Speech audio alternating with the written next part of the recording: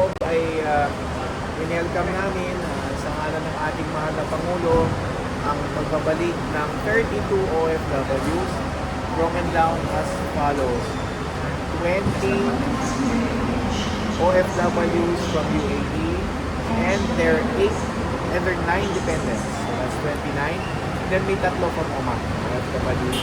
Kasi ang nangyari, they took the land border crossing, the 2-hour land trip from Dubai to the crossing, and they crossed over to Oman.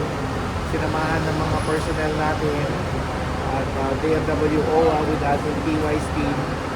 And then, pagdating sa Oman, another 2-hour trip to the airport in Muscat, and they were flown out.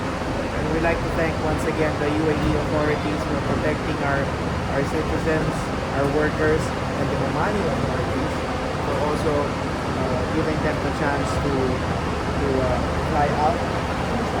May mga flights naman din sa Dubai but limited as of now, so we saw it best na itawid muna sila sa Oman.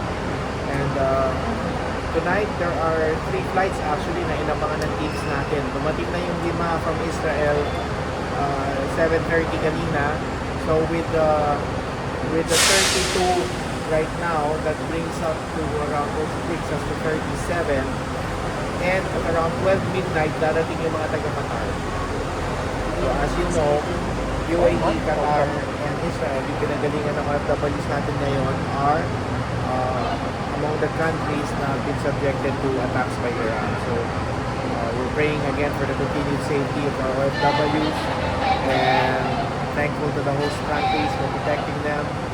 And also, the directive of the President is continually serving our OFWs and work on the return of those who wish to come home.